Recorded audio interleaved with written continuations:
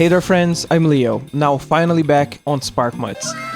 These days I was watching a live stream by one of my Brazilian viewers, and it's always a very surreal experience to see someone playtesting your game, especially on a live stream with other people getting to know your game and first time commenting about it, and I was able to participate in the conversation, explaining how each mechanic works. The game needs a tutorial ASAP. But anyways, it was a really nice experience and I was able to note several bugs that she found while playing. Ai, dá pra dormir, tá, Ned? Olha aqui, ó. Tá de noite, ó, vou dormir.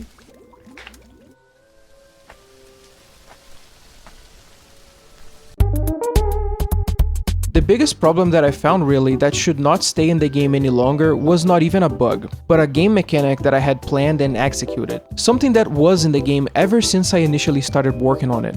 Tipo, eu bato no porco, pode ser com machado mesmo, né? There was no way she could have known, but you can't hit enemies with an axe. If you hold the attack button, the only thing you can do is get stuck on this animation where the character is constantly hitting the air. The animation works relatively well if you can actually get aligned with a tree properly, but if you do it in the air, it looks extremely weird.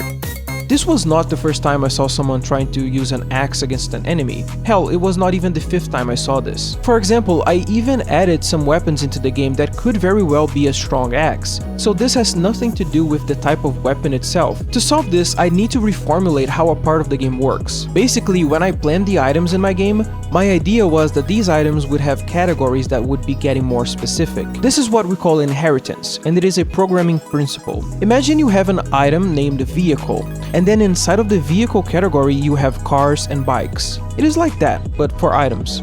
So in my case, I have the item category, then after item there are unique and generic items. Unique items have things like durability and can't be grouped, while generic items can be grouped in a stack. Inside of unique items there are clothing, tools, and consumables.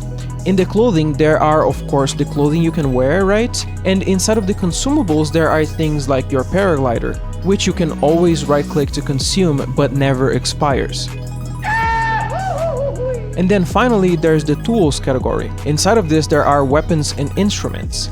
Instruments are axes and pickaxes, and these do not have the ability to deal any damage, while weapon tools can. Inside of the weapons category there are melee weapons, which have the combo system imbued inside of it, and then there are ranged weapons that have a separate system attached. The instrument class should be inside of the melee weapons. Instruments need to act first and foremost as just melee weapons, which just so happens to have abilities to cut trees, for example. Of course from this there's another problem on how we're gonna be doing the little animation to cut down a tree, but I have a pretty good idea on how to solve this issue without a too much convoluted solution. Basically, I transformed all axes and pickaxes into melee weapons, and they will have a smaller combo than a traditional weapon. I made this sort of initial attack to the axe and another one to the pickaxe here in Blender. Then using my combo system, I made it so they execute this attack first, then 2 regular attacks from melee weapons. This way we can hit enemies normally, but of course without any of the extra shenanigans of a regular weapon.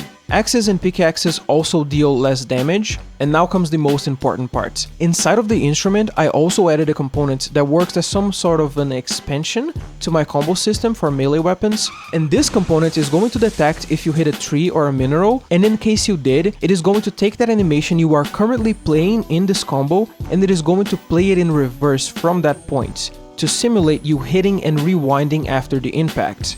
And to finalize this update, I also modeled and added new items, like these stone tools you'll be able to craft from your hands. I've also done a strong scrap metal sword and a metal pipe. That's it, peace out.